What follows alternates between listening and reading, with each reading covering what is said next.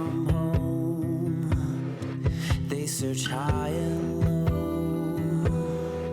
with the trees and rope. So we'll run all day with the sun till the evening comes, till the war is won. Big guns scar the face, cannonballs fall like rain. The arms of lovers wait for red ramparts to fade.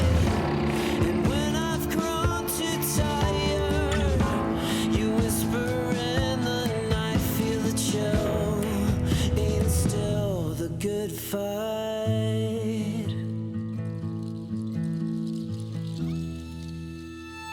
Well, according to city officials, the snowstorm that blew through southern Saskatchewan from Saturday through to today brought more snow than they've seen in years. They even had to call in extra help from contractors to help with the cleanup. Regina ended up with between 40 and 45 centimeters.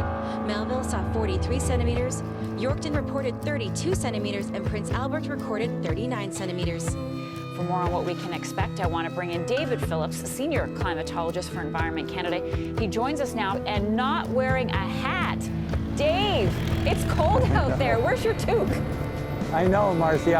I'm not being Canadian. I tell people to wear hats to keep that heat in, and I'm just breaking all the rules, for sure.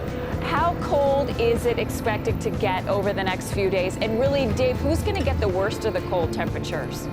Well, Marcia, what we've seen that has been gripping the west is now going to, of course, come to the central and eastern part of the country. It looks like winter, but now it's going to feel like winter.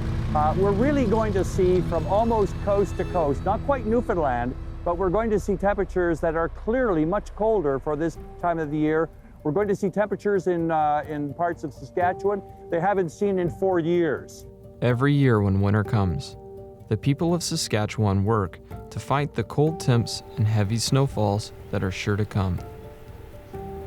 Cutting firewood, providing extra feed for livestock, it's all part of the cost when living in the Northwoods.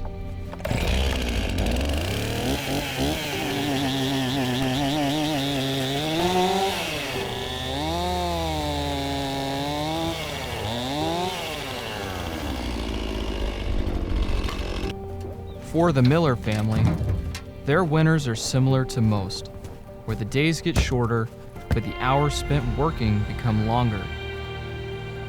Their homestead sits about 4 hours north of Regina, the capital city of Saskatchewan.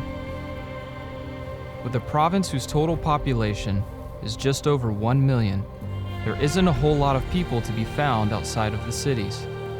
Suffice to say, where the Millers live, not many others do, which is all the more reason to be prepared for the winter months ahead. For Lance, the snowfall means more than just getting by, for the cold months of the year are when his business is in full swing. As a hunting guide, his job requires him to look after the land. From setting ladder stands to checking frostbitten food plots, his time is largely spent working in the woods that encompasses his property. Without this attention to detail, his effectiveness as a guide would be limited.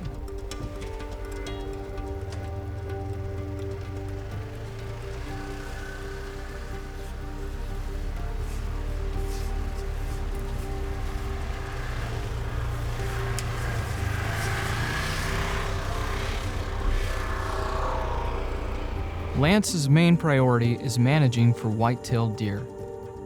Known to be a resilient species, whitetails still need help to maintain healthy numbers in an environment as tough as Canada. The rut in Saskatchewan typically happens in November, which often coincides with heavy snows. During this time, bucks exert most of their energy chasing does, rubbing trees, and creating scrapes for other deer to find, leaving their bodies starving for food to replenish what they've lost. Food that can be difficult to find this late in the season. To combat this, Lance often pours protein out during the day, And while this may seem like simply an attractant, it's actually very beneficial to the overall health of the whitetail population. Chores like this are daily tasks for the millers, but their efforts have helped them sustain a high success rate as prominent whitetail outfitters in central Canada.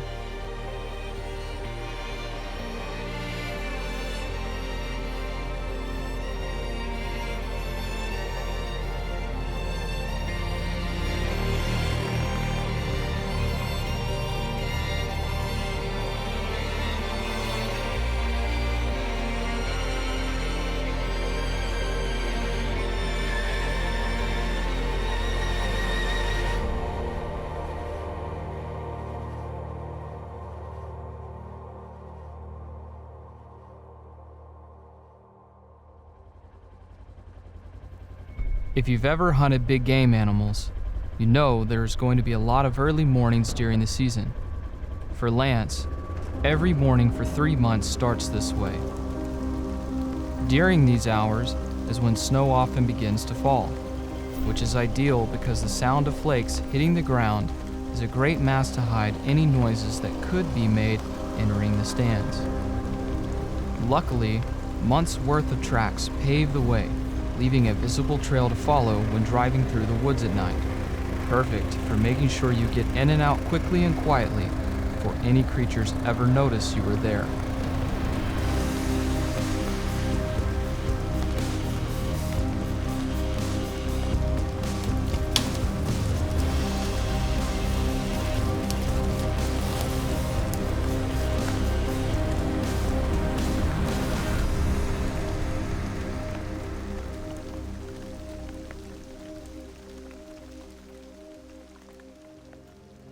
Any seasoned hunter knows that the temperature drops suddenly at sunrise. For a brief moment, the woods get still and only the wind can be heard blowing through the aspens. The silence doesn't last long, however, for when the sun breaks, everything comes alive. Birds vocalize, deer get moving, and Lance's hunters start to see what it is they've journeyed all this way for.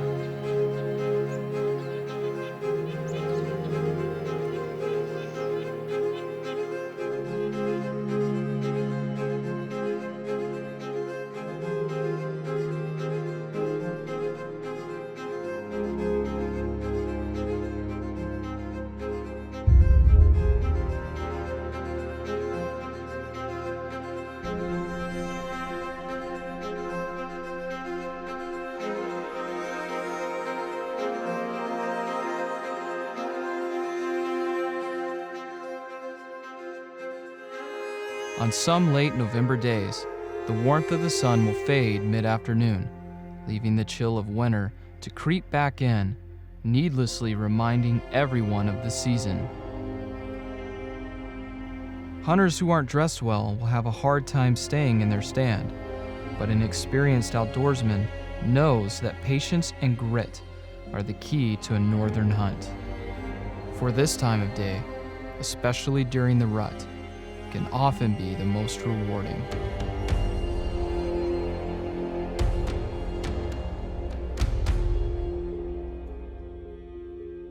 Some of the most prized trophies of the North come not from the antler size, but the age, maturity, and dominance. An old heavy buck who's the king of the woods, that's what people fly here for. The mass on their heads is an added bonus. The trick is making sure nothing gets spooked, especially not an overly cautious doe.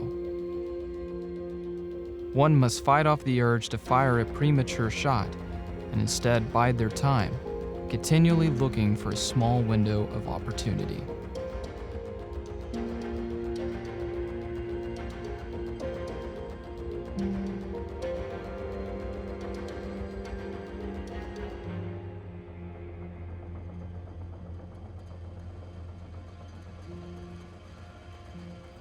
One of the first rules of deer hunting is the less eyes the better, and when that happens, that's when you strike.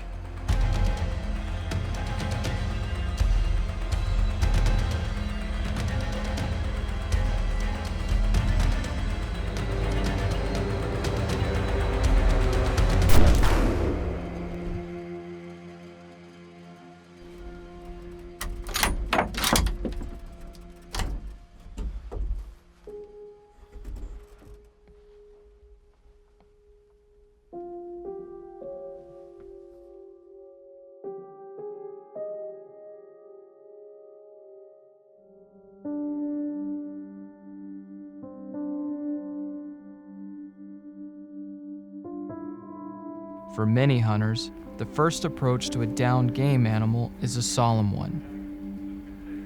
They accomplished what they came here to do, but before they celebrate their success, they give thanks to the creature whose life they took. They learn to appreciate the life that animal lived and the adventure it gave them.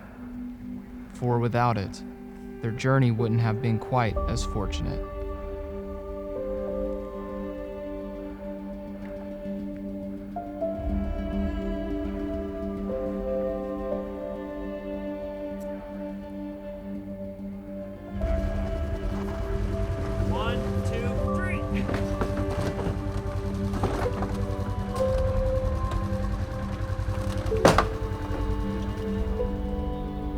When night falls here, the stars shine incredibly bright. With no major cities nearby, there's no man-made lights to pollute the sky. People who travel here frequently mention their desire to see the aurora lights, which often happens this time of the year. But even when they aren't visible, there's still a multitude of mystery spinning in the dark. When the sun rises after a successful harvest, those still in camp celebrate the birth of a new day. For incoming hunters, the previous day was a prime example of what they themselves could experience today. When new clients arrive, Lance and Vaughn, his experienced guide from Calgary, help them unpack and prepare their gear for the days to come. The two of them have been guiding together for nearly a decade and have helped countless guests find success on their trips to Saskatchewan. Upon arrival on the first day, every hunter is treated with an afternoon sit. This becomes the first of a 3.5-day hunt, which is more than enough time to get numerous opportunities. For them, this is the beginning of their Woody River adventure.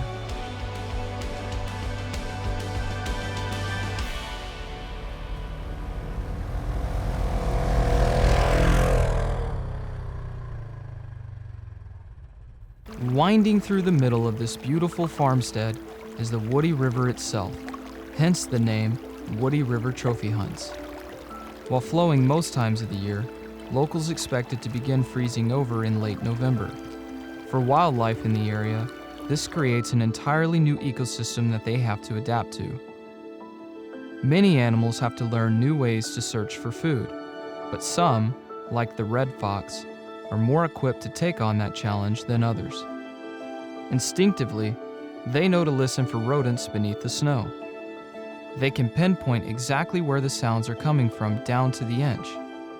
Then, they pounce.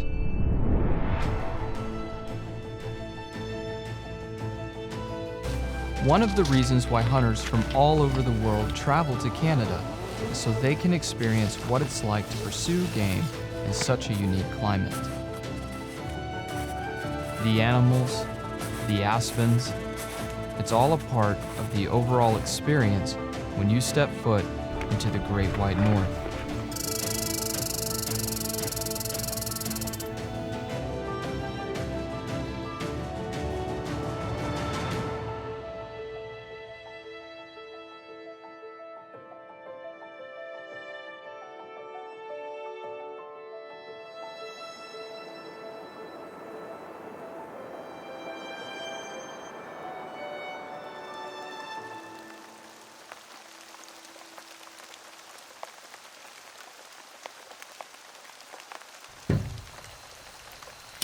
When temperatures start to approach minus 17 degrees Celsius, it's almost necessary to turn on a space heater.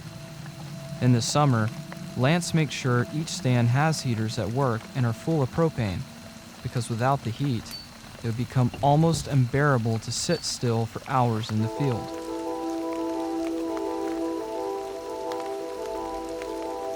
In November, it's not uncommon for hunters to experience heavy snowfalls in the middle of a sit.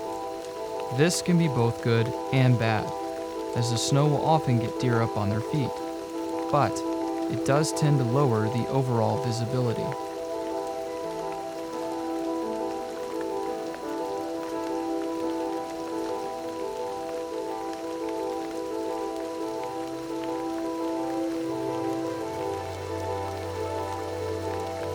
Lance's outfit offers a near 100% opportunity rate, so virtually all sportsmen who travel here can expect a chance at harvesting a mature white-tailed deer. A single sit in the stand demonstrates his findings, as it's almost unbelievable the amount of quality whitetails hunters see. The hardest part is being patient, for even a young buck can tempt the wisest outdoorsman to end his hunt early, which is something no one will want to do.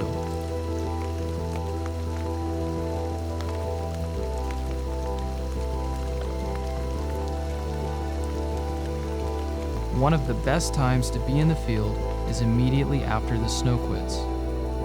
Those who've managed to sit in their stand long enough to experience this will quickly realize just how active wildlife can be. The mixture of a setting sun on a fresh bed of snow can potentially be the perfect combination that drives out the oldest animals the woods have to offer. Yearlings will often be the first to arrive, but if they clear out, you can expect there's likely something serious headed your way.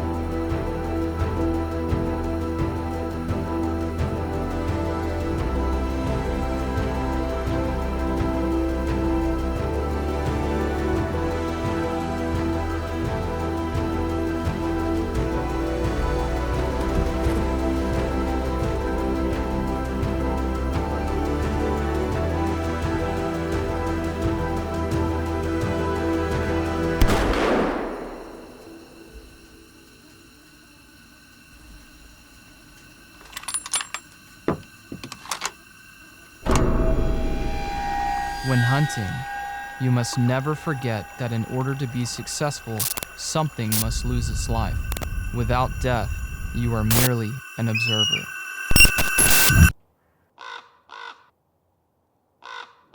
Once you pull the trigger, it's almost as if the world stands still. You've taken a life, which doesn't come without its sorrows. Your actions represent the departure of something that once took breath. Something that was once part of the environment you've longed to encounter. But the death of an animal is bittersweet, for a life removed has the ability to bring about change. Change that is more valuable than any trophy. For the Millers, their unique business is not only their livelihood, but it brings together a group of strangers every year and gives them the opportunity to experience Saskatchewan. And if you ask anyone who's visited here, they'll tell you that they leave feeling more like family than a client. Lance brings them into his life and gives them a chance to pursue what many would call the pinnacle of deer hunting. But what makes these animals trophies isn't just their size, it's the overall adventure that comes in pursuing them. As for the people who host these hunts, Lance and his family, they have poured their entire lives into creating something that others can enjoy. And each time an animal is harvested, they illustrate to their children how to give back to the environment. For hunting is about more than just killing. It's about preserving, protecting, and providing. And here at the Woody River, right in the middle of East Central Saskatchewan, that process is exactly what happens every single year.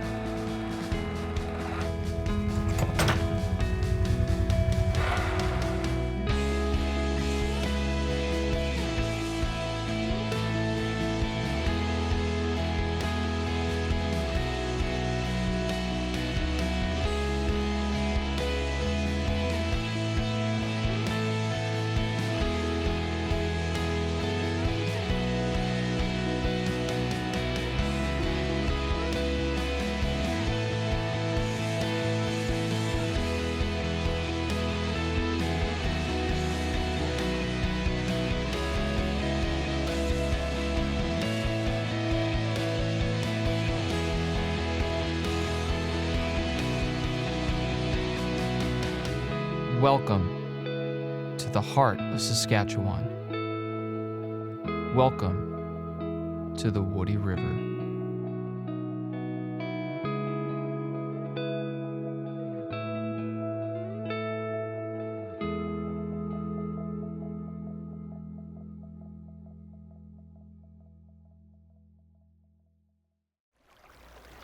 Rustic River Media, Texas-based, world-renowned.